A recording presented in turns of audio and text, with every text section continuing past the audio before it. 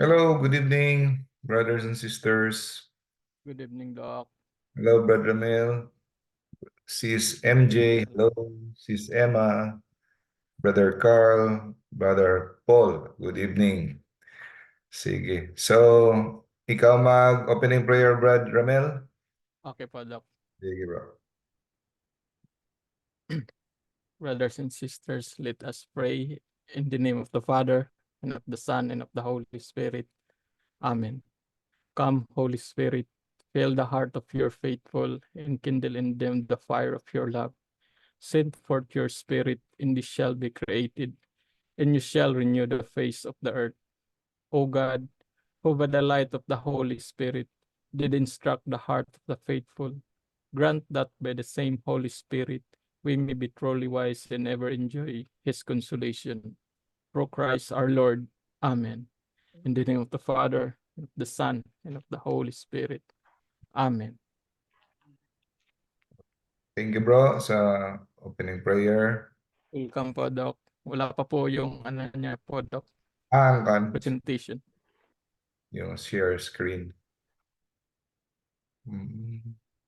Share. Ayan, bro. Okay na? Okay, yan po, Doc. Okay na po. Kita na po. Salamat.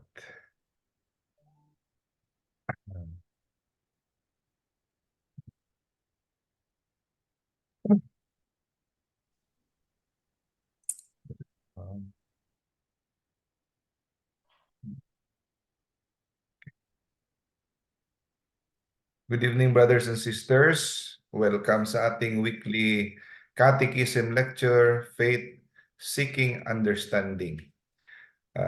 Sinisikap nating maunawaan ang turo ng ating simbahan kung bakit ito ang ating pinaniniwalaan. No? Kasi kagaya sa mga pasyente, hindi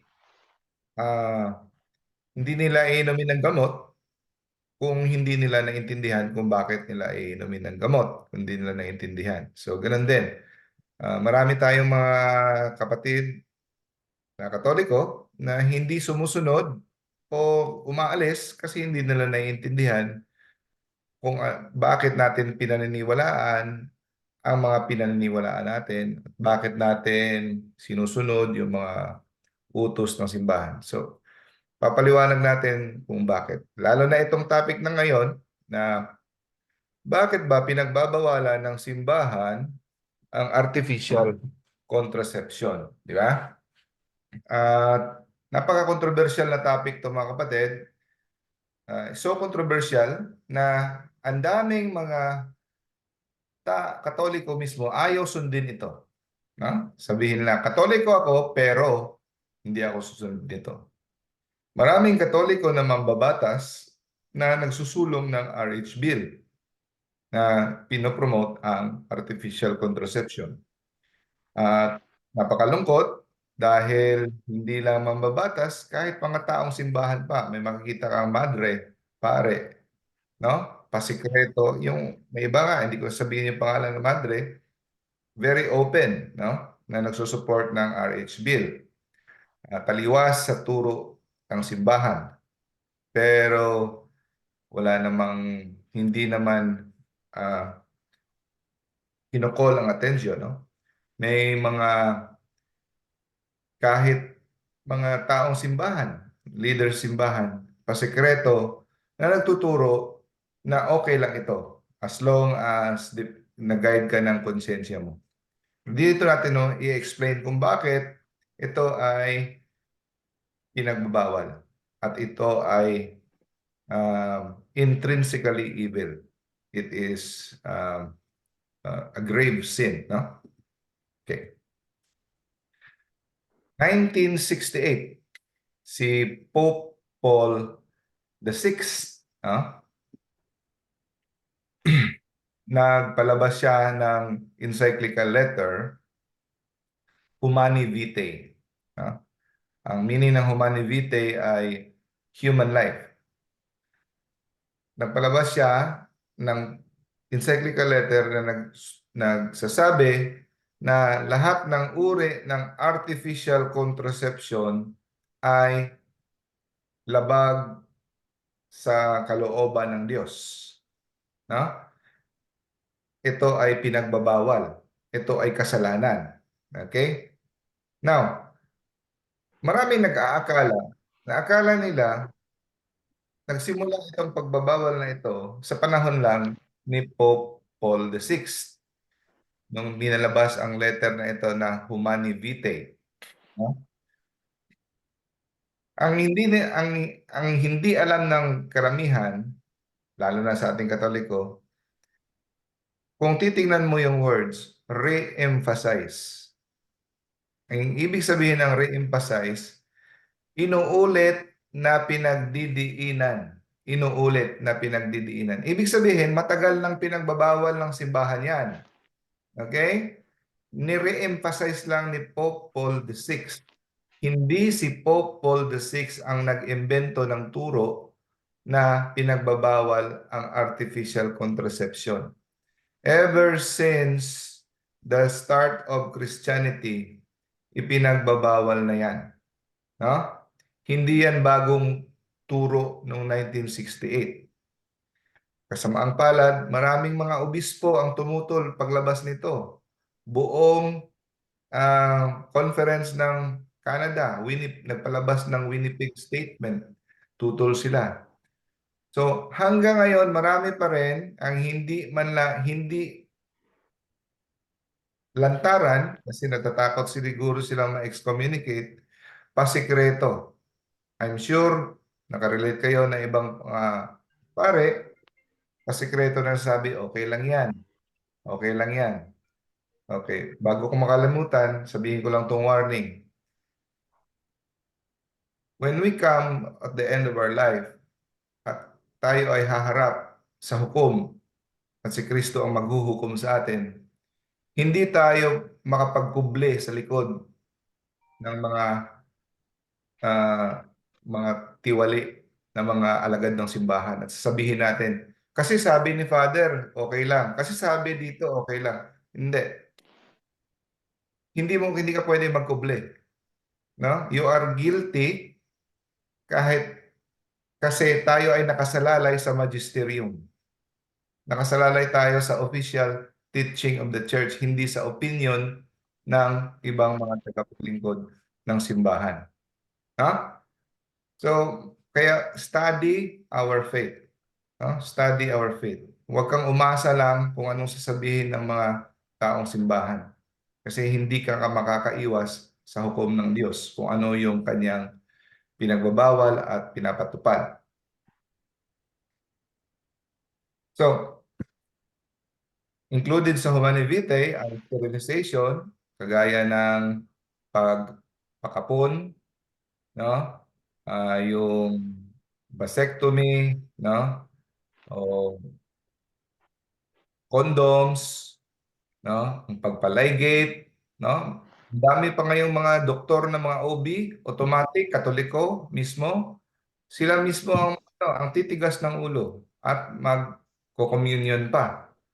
No? Katoliko ako pero hindi ako naniniwala na bawal ang artificial contraception. So, maraming mga OB, OBGYN na mga doktor, inumungkahi ang mga nanay na magpalaygate. No? Pinipilit pa minsan at tinatakot. Kaya nagpapalaygate ng mga bata. Pangalawang panganak pa lang, Mrs., nipis na yung mattress mo. Ang tinatakot.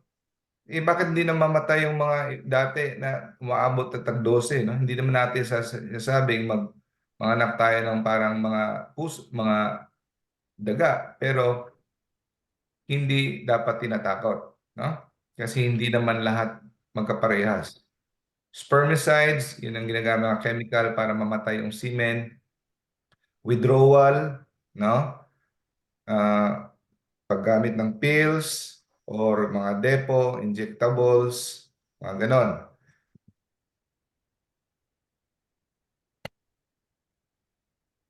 So,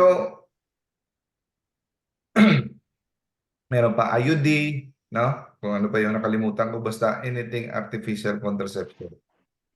So, ang tinatanggap lang ng simbahan na pagpa-family planning ay natural method. So, unang katanungan, gusto ba ng simbahan na manganak tayo ng parang daga na napakamarami at hindi tayo magplano ng pamilya? Hindi, hindi yan totoo.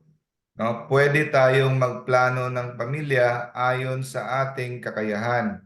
Ngunit ang pagplano ng pamilya, ang tools na pwede nating gamitin ay yung natural lamang. Hindi tayo pwedeng mag-apply ng artificial. I-explain natin kung bakit ito masama. Okay? So, ang artificial contraception, hindi na ito bago. 4,000 years ago, ginagamit na ito ng mga tao. Hindi pa dumadating si Kristo, ginagawa na ng mga tao ang artificial contraception. Yung iba, ang style nila, pinapausukan nila ang kanilang matres, no, ng mga nakakalaso ng mga usok. Instead of condom, di pa uso ang condom doon. Ginagamit nila mga balat ng balat ng hayop o minsan bitukan ng hayop, ginagawa nilang condom. Minsan, uminom sila ng mga gamot para mamatay ang para maging sterile sila. No? So, marami. Matagal na ginagamit na ang artificial contraception. Kaya, ever since, kahit sa mga Roman times, early Christians, no? Bakit bukod tangi ang mga Kristiyano? Dahil ang mga Kristiyano ay naninindigan at hindi sila gumagamit ng artificial contraception ever since the early church. No? Yan ang nagiging bukod ang mga Kristiyano. At alam nyo ba na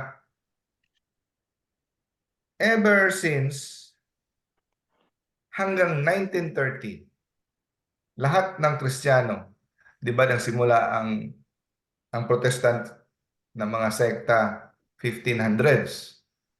Before 1500, tanging Katoliko lang na simbahan na Kristiyano ang tumatayo. Wala nang iba. Naglabasan na itong mga Lutheran, Methodist, Calvinist, mga Reformation, 1500s. Sinimula ni Martin Luther. Alam nyo ba na since from the beginning of Christianity until 1930, lahat ng Kristiyano, kahit pa Protestante, nagkakaisa sa Katoliko na pinagbabawal ang artificial contraception. Alam nyo ba yan? Lahat nagkakaisa. Ayaw sa artificial contraception. No? Kinukundi na. Pero 1930, no? Ito pa nga sa Lutheran Church, itong stand nila. Birth control, as popularly understood today as involving the use of contraceptive, is one of the most repugnant of modern aberrations, no? Representing the 20th century renewal of pagan bankruptcy. Yan ang pahayag ng Lutheran Church. Methodist Church, itong pahayag nila. The whole disgusting birth control movement rests on the assumption of man's sameness with the brutes. Mga barbarians. 1930, ang unang protestante na nag-give in dahil sa social pressure ang Anglican, the Church of England.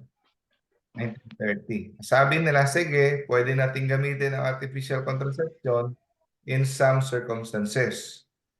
Pero di nagtagal, pinayagan na nila across the board. Meaning, kahit anong rason mo, pwede kang artificial contraception. After that, unti-unti sumunod ang ibang mga protestante na mga sekta. Lahat sila hanggang ngayon pumayag na at dinidepensahan nila ang paggamit ng artificial contraception. No? So ngayon, tanging Katoliko simbahan na lang na Kristiyano ang, sa bagay, isa lang naman talaga ang simbahan. Simbahang Katoliko lang naman talaga ang tinatag ni Kristo. Tanging simbahang Katoliko na lang ang naninindigan sa kasamaan ng artificial contraception. Dito mo makikita, mga kapatid, kung sino ang totoo. No? Kung sino ang nasa totoo at tinatag ni Kristo. No? Now, ang mga tao ngayon sa modern world, mahihirapan. Mahihirapan na intindihin kung bakit pinagbabawal at kung bakit masama ang artificial contraception. Kasi, bakit hindi maintindihan ng modern world? Kasi ang modern world, hindi nila naintindihan ang purpose ng sex. Hindi nila alam ang sexual union ng mag-asawa. Hindi nila naintindihan kung ano ang original purpose nito. No? Sabi nga ni Frank Sheed, isang Catholic writer, modern men does not think about sex. Ibig sabihin, pinagnanasahan nila, inaasam-asam nila, hinahabol nila ang sex, pero hindi man lang sila tumigil at nagmumuni-muni kung ano talaga ang ibig sabihin at totoong kahulugan ng sexual contact or sex. Okay?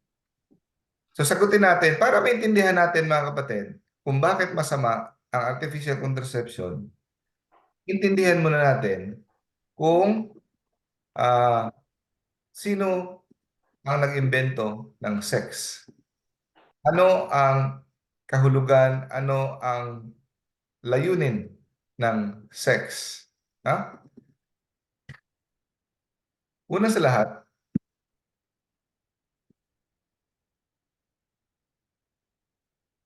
si God ang may akda ng sex. No? He is the author. At He gave to us the sexual power or procreation, the power of procreation as a gift. So ito ay sagrado mga kapatid.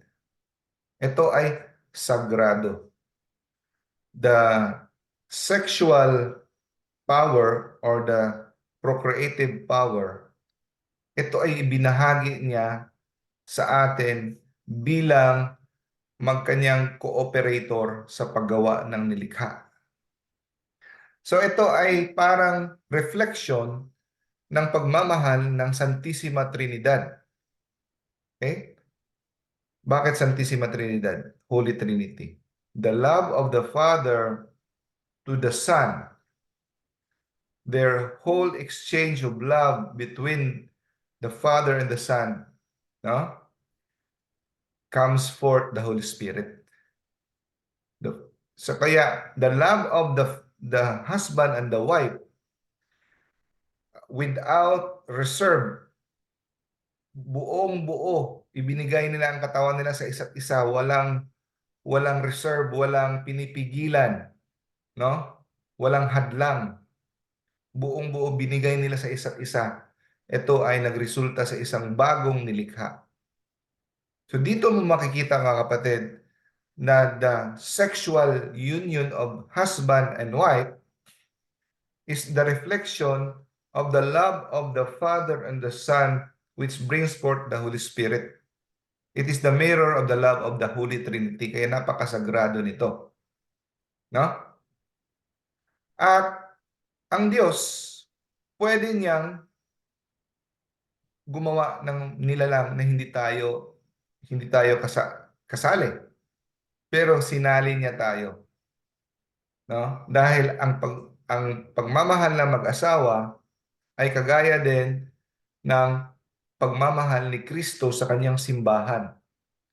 Hinahalin tulad ni Kristo ang pagmamahal ng asawa at mag-asawa sa kanya bilang the groom, at yung simbahan niya is the bride.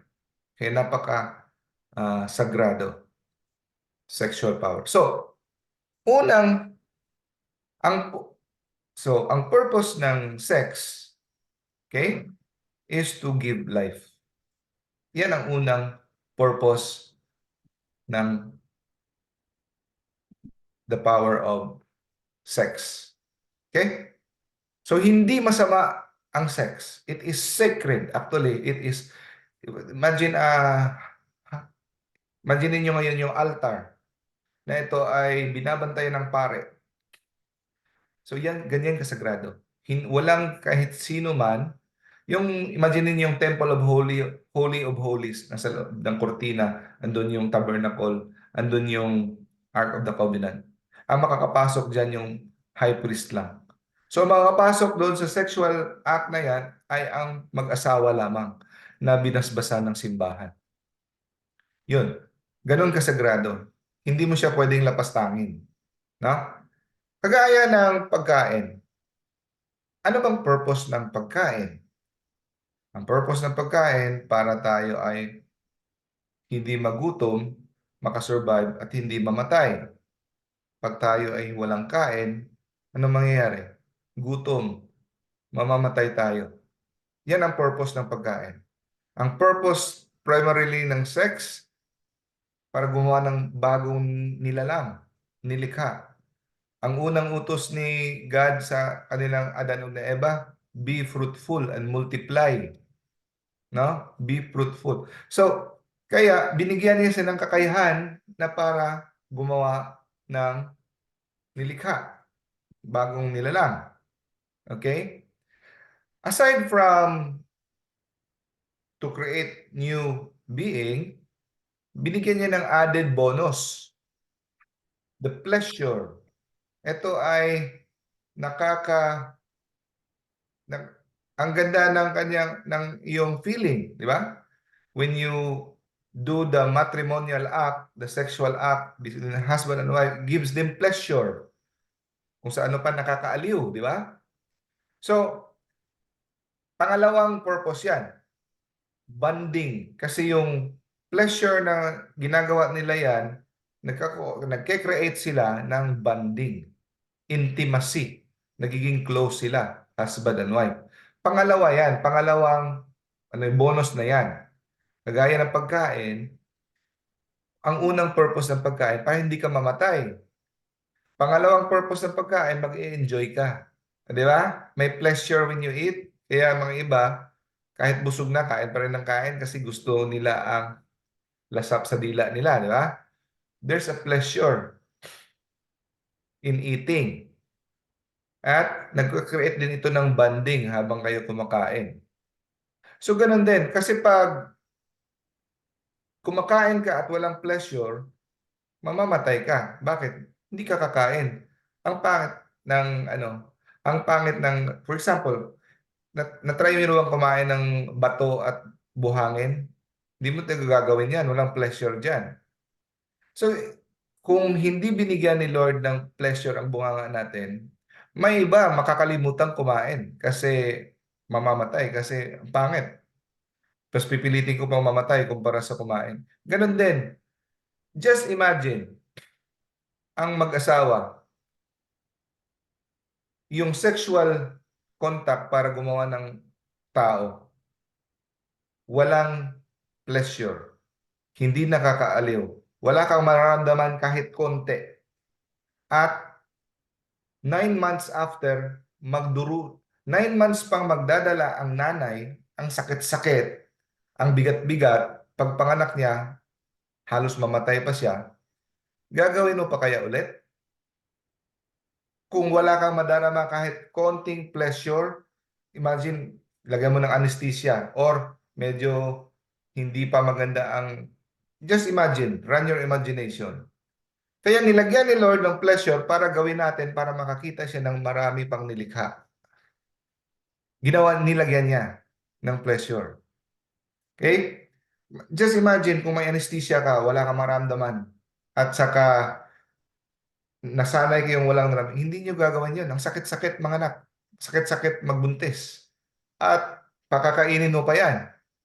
Kaya minsan nakakalimutan ng mga tao ang hirap dahil may pleasure. No? So, yung loving environment na caused by the bonding of the sexual act of the mother and the husband, nagiging perfect environment para sa pagpapalaki ng mga bata, for a loving family. Ha? So always remember, gustong-gusto ni Lord makakita ng life. Satan, gustong-gusto niya makakita ng kamatayan o walang buhay. So gusto ni Satan, euthanasia, abortion, contraception, yun ang gusto niya. Si God, always gusto niya makakita ng life. No? Ang sabihin ng iba, mag-artificial contraception tayo kasi dumadami na ang tao sa mundo. Una sa lahat, hindi lahat ng pamilya, hindi lahat ng mag-asawa nakakaanak. Dito maraming anak, dito walang anak, hindi sila nagkakaanak. Kasi may mga problema sila sa ano. At hindi ang kadami ng populasyon ang sanhi ng gutom. Ang sanhi ng gutom ay ang kasakiman ng tao. Ayaw mag-share. Ang kasakiman. No? Yan ang ang number one. Kung tingnan mo, ang lapad-lapad pa ng mundo. Ang lapad-lapad pa ng mga mundo na wala pang mga tao. Kaya lang, itong mga taong sa mga taas na mga milyonaryo, bilyonaryo na nagko-control ng economy sa mundo, masyadong gahaman, kaya binobombard tayo sa media na konti na lang resources, konti na lang, kaya dapat mag-population control. Bini-brainwash. No? Pero that's another topic. Now, so dito na sa madaling salita, ang purpose ng sex is for babies, dalawang B, babies and bonding. Okay? Procreation and union. So procreation for babies, union para magkaisa yung wife and husband. Bonding. Itong dalawa, always remember this ha, itong dalawa, hindi to pwedeng ihiwalay. Hindi pwedeng ihiwalay ang procreation sa union. Yung union, yun yung may pleasure. Yung nag-enjoy ka. Yung procreation, ang paggawa. Ang problema mga kapatid, sa artificial contraception, hinihiwalay natin ang saya sa responsibilidad. Gusto na natin makadama ng saya, ayaw natin ang responsibilidad. Hinihiwalay. We tear asunder. And that is intrinsically evil. Okay? So, sa wedding vow natin, we promise to love freely, to be faithful, total, and open to life. Yan ang ating pangako sa ating marriage vow.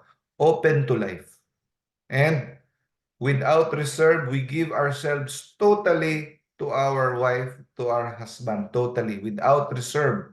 Just like the father and the son loving each other without reserve. No? Each sexual contact natin sa ating asawa o sa Bisaya bana, asawa at bana, sa husband and wife. Alam niyo ba mga kapatid, each sexual contact, nire-renew mo ang iyong marriage vow. You are renewing your wedding vow each time you make a sexual contact, marital act. So kaya mga kapatid, pag na-consummate na, nag-sexual marital act na ang mag-asawa, no? Hindi na pwedeng i-revoke ang kasal nila. Oh, di ba? Kasi yan ang nag-consummate. So every time you are renewing your promise. Your promise to be open to life. Na open ka sa life. Ngayon, mag-contraception ka. You are close to life. That is sin against the second commandment. You are disrespecting the name of God. You may nag-promise ka in front sa name of God to be open to life, and then you are closing the marital act to life. Diba? Self-giving. I am giving all to you and mine. So pag nag-contraception ka, may condom ka, may diaphragm ka, may withdrawal ka, hindi mo binibigay lahat. Meron kang nilalagay na pagitan sa gitna. Di ba? Kuha nyo? So, the life-giving love, hindi siya pleasure lang, ha? Life-giving, nagbibigay buhay na pagmamahal ng husband sa wife is meant to be a mirror, no, reflection of the love of Christ sa kanyang simbahan. Now, ang pagmamahal ni Kristo sa atin walang limitation, buong-buo, walang reserve, wala siyang iniwan sa kanyang sarili, binigay niya lahat. Now we ask ourselves, when we contracept, binibigay ba natin ng buong-buo? Hindi. So saan ngayon ang lugar ng artificial contraception sa pagmamahal natin kay Kristo? So against siya sa love ni Christ. Okay? Now, kahit pa mag-asawa kayo, nagiging hindi siya natural ang inyong pagmamahalan kung hihiwalayin nyo ang enjoyment sa responsibility, no? To creating life. Bakit? Paano nagiging kasalanan ng isang bagay? Okay. Imagine this chair, itong upuan. Ano bang purpose ng chair? Ito ay para upuan, no? Pero pag ito ay ginawa mong panghataw sa mga tao, ihahataw mo ito. Hindi mo tinatanggal mo na ang chair sa kanyang purpose na upuan. Ang purpose ng sex is for procreation and bonding and unity. Pag tinanggal mo siya sa purpose niya, ginawa mo na lang siyang enjoyment, ginawa mo na siyang hobby, libangan, no? Ginawa mo na lang siyang libangan at hindi na tinanggal mo siya sa original purpose to create life, doon na ikaw magkakasala. The only mention, no, na klaro sa Bible, una is the withdrawal. Sabihin ng iba, hindi naman kasalanan ng withdrawal dahil hindi pa naman nag-fertilize. Kasi kung mag-fertilize, di ba, ang egg cell at saka sperm cell magkatagpo, ito ay tao na. So, that is abortion. So, hindi naman kasalanan kasi hindi pa nagkakatagpo ang sperm cell sa egg cell kasi withdrawal. Coitus interruptus, tawag sa Bible. The sin of Onan. Yan, mababasa nyo sa Genesis chapter 38, verse 8 to 10. Inutusan ni Judah si Onan na makipagsiping sa kanyang sister-in-law kasi namatay yung yung kapatid niya. So, wala siyang anak. So, para magkaanak, sisipingan niya kasi yun ang responsibilidad ng kapatid pag hindi nagkaanak sa kanyang asawa. So, yan ang kanyang duty. Kaya lang, masama ang binabalak ni Onan matapos habang nagsisiping siya, siguro nagkwenta siya na hindi ko naman to anak, itatapon ko itong aking punla, yung kanyang semen. Tinapon niya sa lupa. So, right there and then, he was killed by God. So, ang sabi ng ibang mga sekta, hindi naman yon dahil tinapon niya siya, pinatay ni Lord. Pinatay siya dahil hindi niya binagyan ng anak ang kanyang kapatid. Now, ang hindi pagbigay ng anak sa kapatid, ang parusa sa Bible niyan, public humiliation lang, hindi kamatayan. Pero bakit siya pinatay ni God? Because he violated the natural law. No? Punishment for his crime. So mga kapatid, dito natin makikita kung bakit ang withdrawal, maraming Katoliko, hindi naman maniniwala, sabi nila, okay, hindi kami magpalaygate, hindi kami mag-pills, pero mag-withdrawal lang kami, hindi naman kasalanan yan. Ito, napakalinaw mga kapatid. Withdrawal is included, no, sa artificial contraception. Kagaya ng masturbation. Imagine this mga kapatid. Kagaya ng pagkain. Balik tayo sa pagkain. Okay? Anong isipin mo sa isang tao na gusto lang kumain dahil masiba, matakaw, gusto lang kumain ng kumain, pero ayaw tumaba. Ano bang epekto ng sex? Mabubuntis ka. Yan ang epekto ng natural effect ng sex. Mabubuntis ka. Okay? Not all the time, pero that is the natural trajectory effect. Ano ba ang natural effect ng pagkain? Nutrition, sustenance. Pero kung hindi ka maglilimit, tataba ka. Kaya lang ang iba, masiba, gusto nilang kumain ng kumain, pero ayaw nilang tumaba. Anong ginagawa ng iba? Alam nyo ba, may mga taong kinukulikog nila ang kanilang lalamunan para susuka sila. Ang iba, susuka. So para hindi sila tataba. So yun din ang withdrawal. Gusto mo lang ng pleasure, gusto mo lang mag-enjoy, pero ayaw mo ng life. Kaya sinisigurado mo, papaka-Diyos ka, itatapon mo. You are close to life. Sa mga tao namang magkukondom, isipin nyo na lang to, para kang kumain na nilagyan mo ng cellophane yung bunganga mo. Lagyan mo ng cellophane, tapos pinasok mo yung pagkain, tapos nguya-nguya ka, gusto mo lang mag-nguya. Tapos tatanggalin mo yung cellophane at itapon. Parang ganun din, di ba? Sa pagkain. So, punta tayo sa apostolic tradition. 100, AD 195, meron ng documents na papatunay na sabi ni Clement of Alexandria, because of its divine institution for the propagation of man, the seed is not to be vainly ejaculated, nor it is to be damaged, nor it is to be wasted. Galing ito sa writing sa Sacred Tradition, the instructor of children. Hindi tinatapon ang punla. No? It is not to be damaged, not vainly ejaculated. Kagaya sa ginagawa sa masturbation.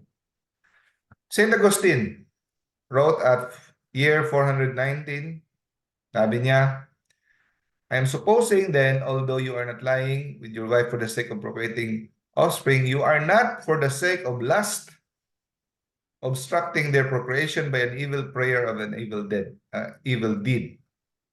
No? So pag ginawa mo ito, hindi ka pwedeng matawag na mag-asawa. No? So they even procure poisons of sterility, oral contraceptives. Poisons of sterility, ito ay considered na oral contraceptives. So noon pa lang, pinagbabawalan na ng simbahan. Si Martin Luther, ito ang father of Protestantism. Kahit siya, bawal, tutol na tutol sa withdrawal. Oh? Sabi niya, the foul deed of onan is a most disgraceful sin, far more atrocious than incest and adultery. No? So, dahil nung nagpagtalik siya sa kanyang sister-in-law, no? The order of nature established by God in procreation should be followed, sabi niya. That is why he deserved to be killed by God. ang leader ng mga Calvinist, John Calvin, sabi niya, spilling of semen outside of intercourse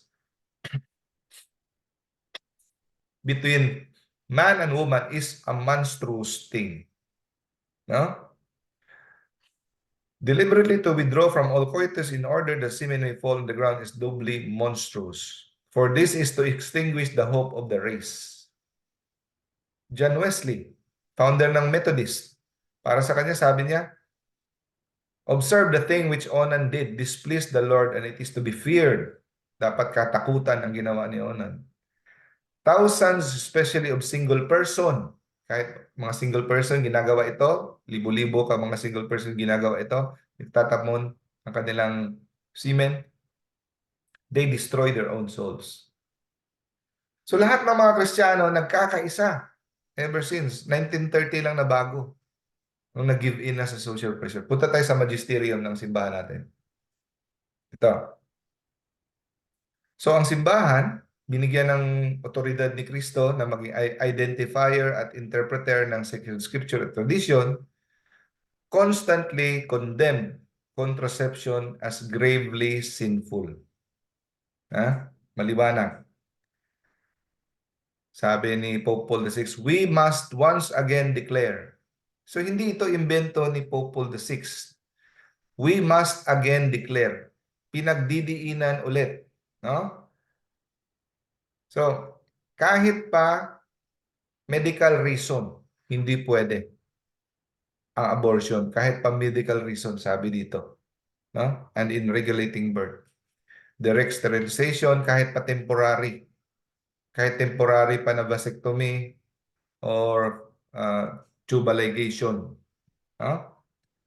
Mga pills, IUD, no? Condom. At ito ay kinoroborate at ni-reiterate ng Catechism of the Catholic Church. Ito ay official teaching of the Catholic Church. Okay?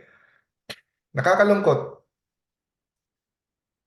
Marami mga leader sa simbahan, tao sa simbahan, pasikreto, nagsabi, okay lang yan. No? Matakot kayo sa inyong kaligtasan. No? This is the magisterium of the church speaking. At may isang ako nakausap na theologian sa simbahan nung nag-aaral ako ng Masters in Theology sa isang seminary dati, postgraduate, hindi para pagkapare, Masters. Sabi ng professor theologian, hindi daw ito, pwede pa daw itong ma-argue dahil hindi daw ito dogma. Nakakalungkot. Ito napakaliwanag. The church also has affirmed that the illicitness of contraception is an infallible doctrine. It is an infallible doctrine. Hindi yan mababali. The church has always taught the intrinsic evil of contraception. This teaching is to be held as definitive and irreformable. Hindi yan magbabago sa darating ng panahon.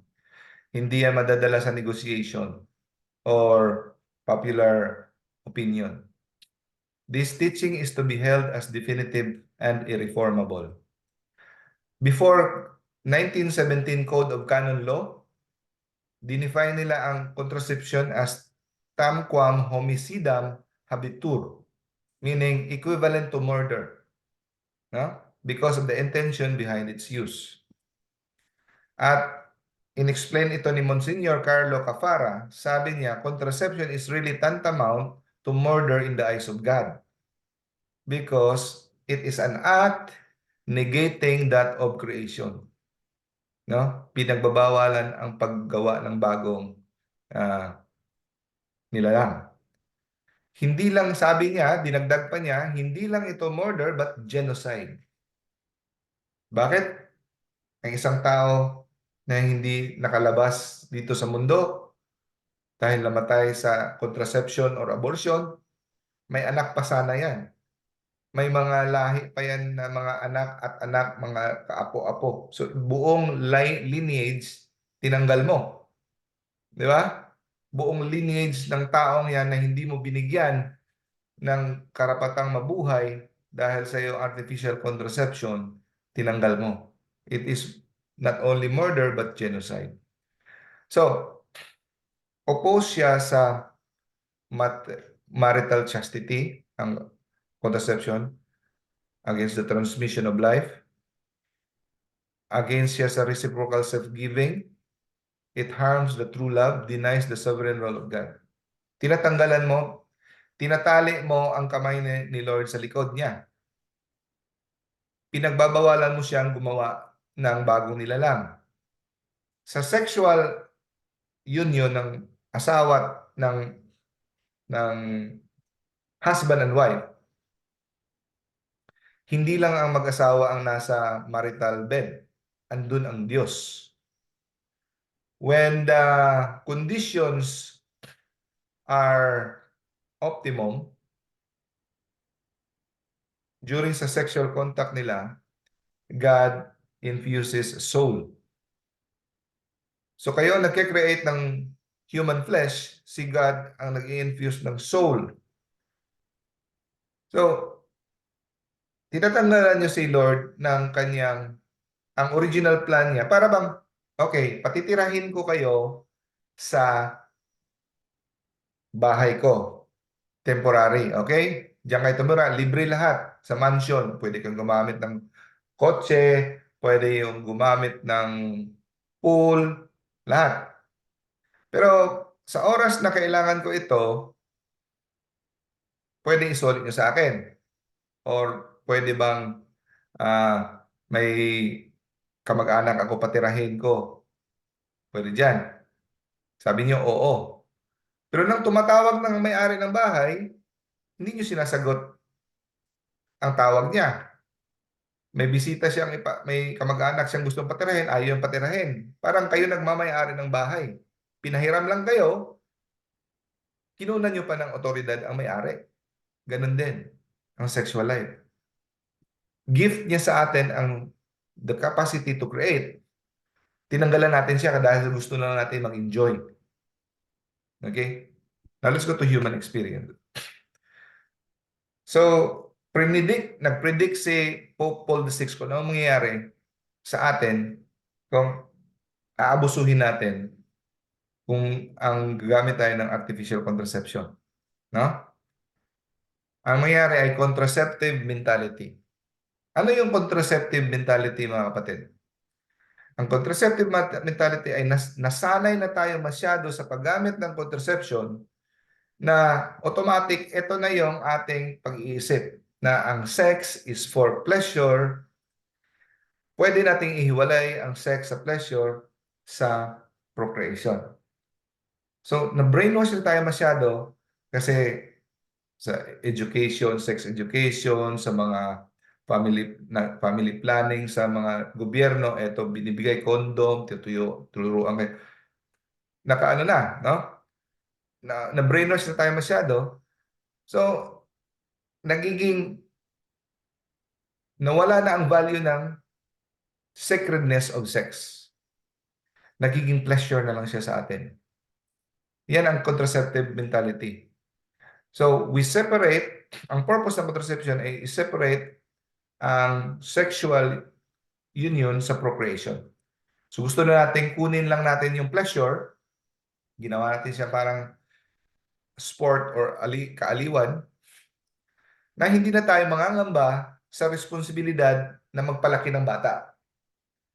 So para masigurado ang ating enjoyment, para ma-maximize ang ating enjoyment, gagamitin natin yung ating katawan sa isa't isa bilang kasangkapan sa pag-enjoy at mawala na yung pangamba natin na ito ay magkakaroon ng responsibilidad sa papamalaki, sa pagpalalaki ng isang nilalang. Gumamit tayo ng ating sariling mga siyensya at katalinuhan kuno para ito ay i-separate. At dahil masyado na tayong nasanay sa pagtanggal, paghiwalay ng responsibilidad sa enjoyment, handa tayong, no? Handa tayong iresolba kahit ang pagtatanggal, pagpapatay ng isang tao through abortion.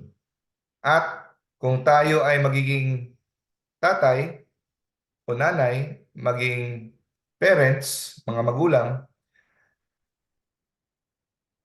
ang ating sense of responsibility, no, bumababa. Hindi na natin, kaya nga maraming mga batang lumalaki na walang guidance kasi ang ating prioridad ay hindi pagpapalaki sa kanila bilang mga may takot sa Diyos o magiging mga banal na mga bata, kundi napilitan lang tayo kasi andyan sila. Mapapaaral lang sila, okay na, pero hindi natin ginagampanan ang ating lubos na responsibilidad sa pagiging Christian parents. Kasi yung iba, napipilitan kasi andyan na, or panood-nood lang tayo ng mga Netflix para pa rin tayong nabubuhay ng mga dalaga at binata. Ganun pa rin tayo, hindi natin binabago ang ating lifestyle. No? So yan ang effect ng contraceptive mentality. At it leads to increase in abortion. Sabi nila, contraception tayo para hindi ang abortion. Kasi pag na-contracept, wala ka nang i-abort. Kabaligtaran ang nangyari mga kapatid.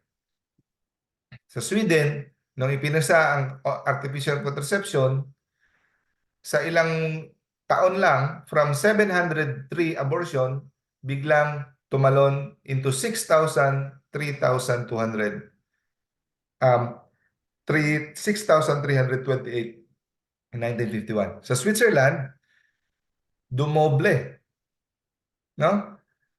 Mas, imagine, naging katumbas ng dami ng panganak. Kung ano kadami ang pinanganak, ganun din kadami ang inabort. Minsan, oh, mas na, ano pa, mas labis pa minsan. Ganon, lumobo ang census ng abortion. No? So, ang artificial contraception, bine-brainwash tayo na meron tayong control sa ating katawan, kung sinong bubuhayin natin, kung sinong hindi, sinong may karapatang mabuhay o hindi. Para tayo nagiging Diyos. No? At kung dahil sanay na tayo sa paghihiwalay ng responsibilidad sa ating kaligayahan, kung lalabas ang responsibilidad, pwede natin silang tanggalin through abortion. It desecrates the value of sexual union. No? Kasi masyado na tayong nasanay na sex is important, kailangan magkaroon ako ng sex, kailangan maka-experience ako ng sex. Kahit mga single, kailangan maka-experience ng sex. No. The sexual act or experience is exclusively for married people in the sacrament of marriage lamang. Hindi yan dapat ma-experience ng lahat. Okay? That is a sacred gift from God. No wonder bakit sinabi ni Mama Mary sa Fatima na most people that goes to hell because the sin against flesh. No? Contraception threatens marriage. Bakit? Kasi ang nangyayari, pwede ka na mangaliwa dahil gamit ka lang ng condom, pills, yung mga kulasisi mo hindi siya magkakabuntis, hindi ka mabubuking. So ang dali-dali na maging unfaithful. No? At also, dahil ang konsekwensya ng iyong kasalanan ay nabawasan na dahil sa ating mga invention, like for example, kahit yung homosexuality, gagamit na lang ng condom, nagiging ang mga sexually transmitted disease nababawasan dahil sa ating katalinuhan kuno. Kaya mas lalo tayong nagiging malakas ang loob sa suway ng kautusan ng Diyos. So mas nagiging immoral tayo dahil meron na tayong paraan kung paano hindi natin matatamasa ang konsekwensya ng ating kasalanan. So, napansin niyo mga kapatid, yung mga sexually transmitted disease, di ba? Yung ang tao magagalit sa iyo kung malalaman na ikaw ay nagiging nakikiapid, di ba? So, mga konsekwensya dito sa mundo. Ang purpose diyan para matakot tayong gumawa ng kasalanan. Nilagay ni Lord yung mga sexually transmitted disease para matakot tayo. Ngayon, dahil sa ating katalinuhan, hindi na tayo masyado natatakot kasi may mga protection na tayo. Kaya, mas malakas ang loob natin. Nilagay ng Diyos yan para tayo ay magdadalawang isip sa paggawa ng kasalanan. Pero dahil sa gusto-gusto natin, nakagawa tayo ng paraan. Okay? At saka yung artificial contraception, unti-unting nawawala na ang respeto natin sa mga babae, sa ating asawa. Kasi kahit kailan natin gusto, gusto natin, basta gagamit lang tayo ng contraception, condom or pills, sige na, kahit handa ka pa o hindi. Dapat sinusuyo ang babae. Sinusuyo kung kailan niya gusto, sa pag-uunawaan, pag-uusap. So, dapat bigyan mo talaga ako niyan. So, ang tingin niya sa asawa nila, sa babae, nagiging instrumento na ng kanilang pararausan. No longer a person to be respected and beloved as a beloved companion. At artificial contraception increase the divorce rate.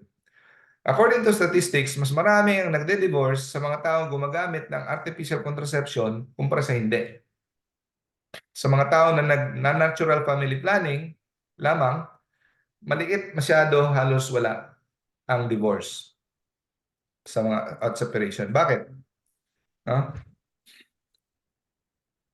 For example, sandali lang. Ito. Kasi, if you use natural family planning, di ba maghihintay ka sa isang buwan, may isang linggo o 7 araw na hindi kayo magtatalik dahil ayaw mong mabuntis kasi marami ng anak. Yan ang natural family planning, usually 5 to 7 days, hindi ka muna magtatalik. So ano nangyayari? Nag-uusap kayo ng misis mo kung kailan niyo gagawin, may paghihintay, may tinatawag na self-control. Pag ang tao nasanay sa self-control, na magtitiis, magtitimpi, maghihintay, nakakagawa yan ng virtue. Ang taong hindi marunong maghintay, kung kailan niya gusto, gagawin niya, para yung bata, spoiled.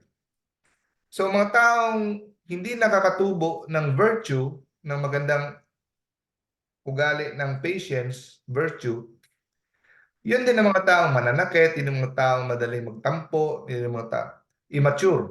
So yung mga taong nakadevelop ng virtue through waiting, self-control, in natural family planning, yun ang mas madaling magkakaunawaan sa kanilang asawa kasi marunong na siya magtiis, magtimpi, magkontrol.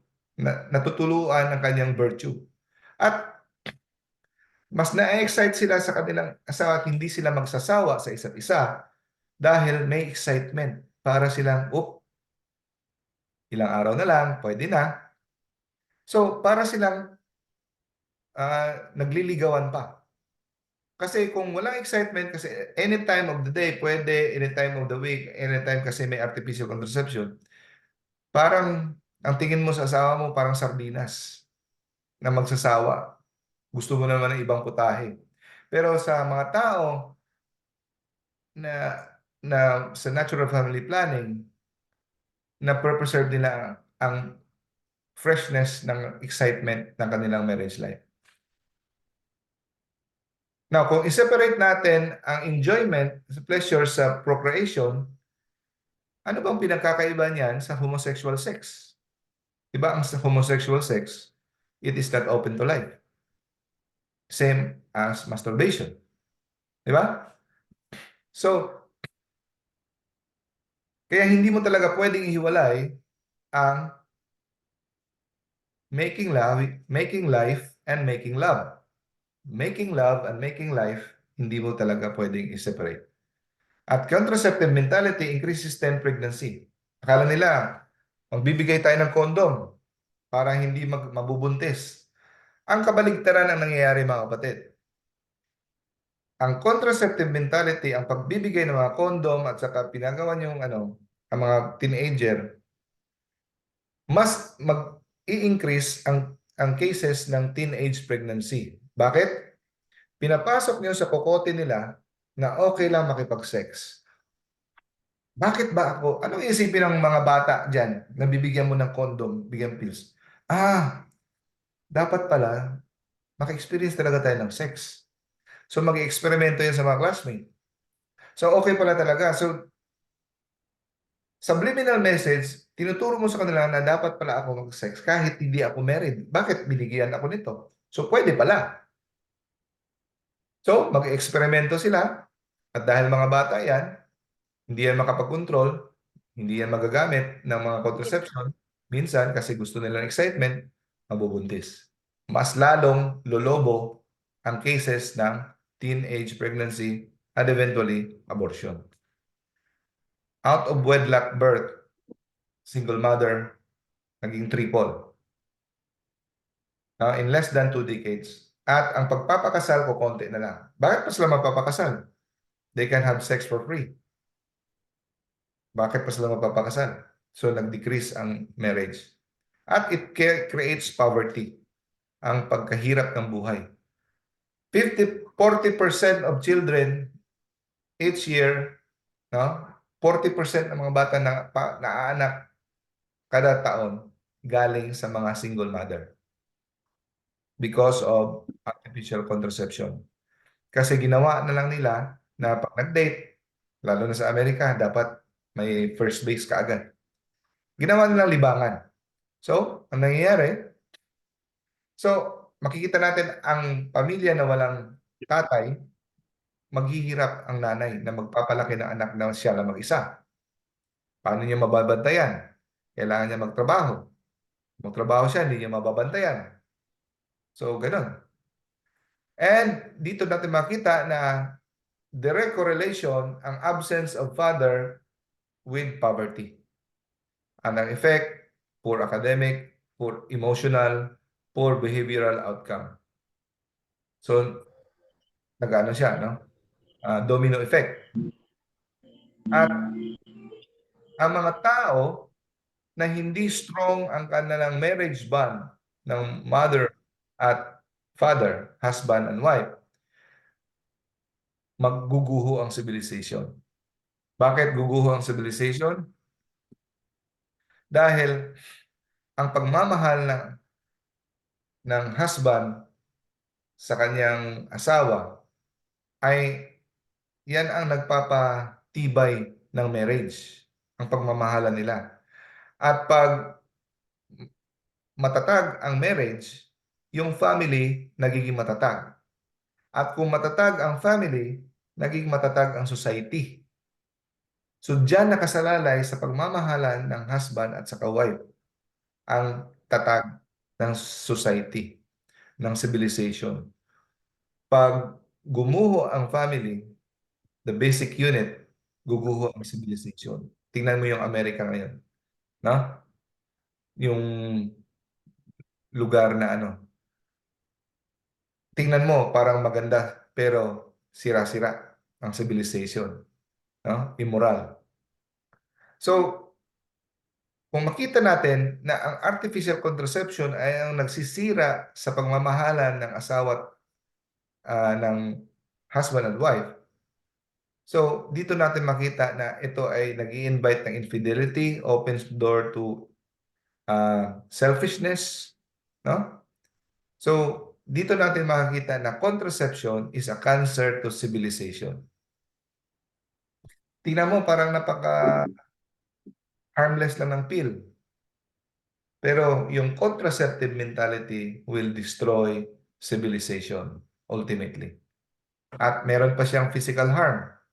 It can cause early abortion, ang pills. Sabihin natin, hindi naman abortion yan. Alam nyo ba na before magdikit ang fertilized egg sa wall ng uterus, embryo na yan. Tao na yan. The life begins at fertilization. It is a scientific fact. Isang epekto ng pills, hindi makakadikit ang fertilized egg dito sa wall ng uterus. Malalaglag siya. Kasi ninipis. Hindi siya conducive for implantation. Kaya, abortion pa rin ang effect niya. No? At alam nyo ang epekto ng abortion, di ba? Reclusion, latay sentensya eh. Ano yan? Excommunication. Tanging obispo lang ang makakapagpatawad. That is murder. So napipils ka, di mo lang alam, nag-abortion ka rin. Tatlong effect kasi niya eh. Hindi niya palalabasin ang egg sa ovary, hindi niya papapasukin ang sperm sa kanal dahil malapot. At ang number 3, hindi niya ipapa-implant kung may mabuo man na embryo doon sa fertilization. Okay? Next, yung mga pills, it has been proven that has been caused to breast cancer, cervix cancer, and liver cancer. No? May mga correlation yan. At nagkakos din siya ng potentially life-threatening blood clots, result to heart attacks, strokes in healthy young women.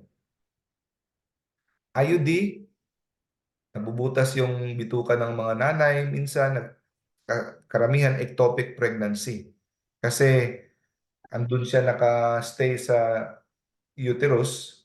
So yung egg cell napupunta kung saan-saan. Yung mga ectopic pregnancy, maraming namamatay. Peritonitis, adhesion, perforation. No? Yung uterine wall nabubutas. Daming mga konsekwensya niya. At unreliable din siya. Alam niyo ba na sa US, sa 11 million, no? Every year, 1 million of the 11 million, sa mga 11 million na gumagamit ng pills, 1 million dyan, nagiging pregnant. Hindi siya reliable. No? Meaning, nasa mga 10% ng mga nagpipills, nagpe-pregnant pa rin. So anong gagawin nila? Kasi may contraceptive mentality sila. Anong epekto? Abortion. No? So anong acceptable natin? Natural family planning. So, ang natural family planning ay ang paghihintay dahil may sa isang araw lang, sa isang buwan, isang araw lang lalabas ang itlog ng babae. Pag nagtali kayo sa araw na yon, magkakatagpo ang punla sa itlog ng babae, magbubuntis. Pero para panigurado, magbilang ka ng 3 araw sa hindi pa lalabas ang itlog at 3 araw matapos lumabas ang itlog, para hindi magkatagpo, doon kayo magtatalik na yung asawa. So, lagay natin 7 araw kayo na hindi magtatalik kung sa tingin mo yun ang araw na lalabas ang itlog. Yan ay mangyayari 14 days after sa last menstruation. So, doon, maglagay ka ng space. So, hindi ko ako magbibigay ng detalyado talaga na kung paano mag-natural family planning, billings, o rhythm. Sa ibang lecture na naman yan. Pero dito, ang lecture natin ngayon, pinapakita natin kung ano na ang pwedeng gamitin natin sa family planning. Pero by the way, mga kapatid, according to studies, close to 100% ang effectivity ng billings method. ng natural family planning if you know how to do it properly. It is close to 100%. Pero alam niyo ba na kahit natural family planning, hindi natin pwedeng gamitin ng basta-basta. Na ibig sabihin, kahit may kakayahan ka pang magdala ng anak sa mundo, may pera ka, dahil sa pagkaswapang mo, ayaw mo lang magkaanak dahil gusto mo lang enjoy, gagamitin mo yung natural family planning, kasalanan pa rin yun. Pwede kang gumamit ng natural family planning kung meron kang seryosong rason na hindi na pwedeng manganak. Tandaan, ulitin ko, kahit natural family planning na ito ay pinapayagan tayo gamitin, hindi natin pwedeng basta-bastang gamitin kung wala tayong mabigat na rason. Okay? Kasi may mga iba, selfish masyado, mag-asawa, ayaw manganak. Kung manganak, isa, dalawa, pero biniyayaan sila ng Lord ng magandang trabaho, may pera naman sila, healthy naman sila, pero ayaw lang nila kasi gusto nila mag-enjoy-enjoy lang, swapang. Basahin ko. With its emphasis on the necessity of a serious reason to use even the natural method, the church is warning against selfishness in family planning. Okay, last na lang to mga kapatid. Alam niyo ba yung in vitro fertilization? Yung pag hindi ka makaanak, tapos mag-harvest ng egg cell, tapos ilalagay sa petri dish, tapos doon artificial insemination, tapos ilalagay ulit doon sa matris ng babae para mabuntis. Alam niyo bang pinagbabawal yan? Maraming Katoliko hindi alam. Hindi makakaanak, mag-aabil ng IVF, in vitro fertilization. That is, so ilalagay yung egg cell doon sa petri dish, imamanipula, kukuha ng artificially procurement of semen, pagtatagpo. Anong sabi ng simbahan? The Catechism of the Catholic Church, paragraph 2377 states that IVF is morally unacceptable. Bakit? Hinihiwalay na naman natin ang Unitive Act sa Procreative Act. Gusto mo lang magkaroon ng bagong nilalang, pero hindi ka gumamit ng natural ways ng bonding, ng sexual act. Dapat sexual act talaga ang gagamitin sa paggawa ng bagong nilalang, hindi yung sa laboratory. Makakagawa tayo ng bagong nilalang through sexual act, hindi through microscope.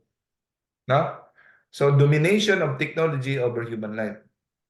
Para tayong mga Diyos. So, paano ba yan? Binibigyan yung babae ng gamot para mag-hyperovulate. So, sa isang buwan, dapat ang babae makakaproduce ng isang itlog. Dito, lalabas dami. Kasi may gamot na nilagay, chemical. Super ovulation. Pagkatapos, kukuha sila ng sperm sa lalaki. Paano? Through masturbation. Kasalanan na naman. Tapos, ipapa-mix nila yan, tatagpo nila, lagyan nila ng sperm yung ano. Pero hindi lang yung isa ang gagawin nila. Marami. Para sigurado makabuo. So, marami silang i-fertilize na egg sa test tube. At pipili sila ng isa na pinakamaganda, pinakamalusog. So, ano mangyayari mga kapatid? Yung ibang mga fertilized embryo dyan na napakadami, ang sobra itatapon. Anong tawag dyan? Abortion yan. Nagpapaka-Diyos ka, para kang Diyos na kinokontrol mo kung sino mabubuhay o hindi. Pumipili ka ng pinakamagandang similya. Tapos yun ang ilalagay mo sa loob ng tiyan. Yung iba itatapon mo. May mga kaluluwa na yan. Dahil pag nag-meet ang embryo, yung egg cell sa sperm cell, life na yan. Life begins at fertilization. May kaluluwa na yan. Anong ginagawa mo? Tinatapon mo. It's treating the human person not as a gift, but an object to be created. And that can be subjected to quality control and discarded. Kaya, Sa mga hindi nakakaalam, no? In vitro fertilization is evil. No? It is intrinsically evil. So, okay. Kung meron kayong katanungan, pwede kayong magtanong. Pero kung Hello, wala, Doc. yes bro? Hello po, Doc. How about naman po anong stand ng simbahan from na yung yung tinatawag nila na yung surrogated babies or yung ipapabuntis nila sa isang babae. Kukuha ng similya sa both party, Hmm. both mag-asawa tapos i-implant nila sa ibang tao na pwedeng mag-carry ng baby. Oh. Against pa rin ang simbahan dyan, brother.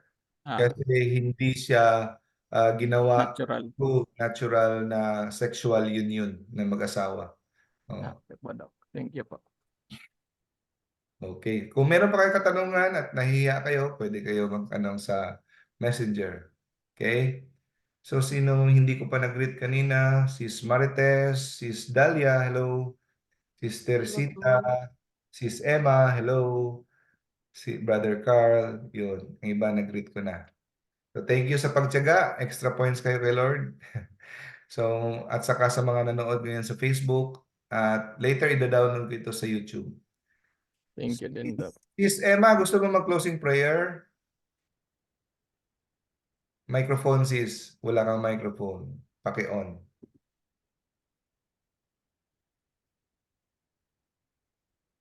Naka-mute ka pa. Yun. Sige, sis. Closing prayer tayo, sis. In the name of the Father, and of the Holy Spirit. Lord, maraming salamat sa mga tutunan namin kahit ang Lord Jesus. Sana po ma-apply namin sa mga buhay namin. Our Father who art in heaven, hallowed be thy name. Thy kingdom come, thy will be done on earth as it is in heaven. Give us Give a us today our daily bread. answer, sins. I forgive As those we forgive those who sin against us. Do not lead us to the test, but deliver us from evil.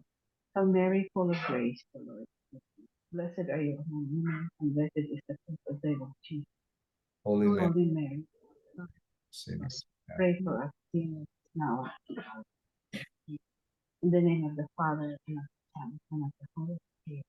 Amen. Thank you, sis Emma. Salamat daw. Thank you. Bye, brothers and sisters. Bye. Okay, Thank Doc. you. Bye. God bless you. Salamat po. See Thank you. you po.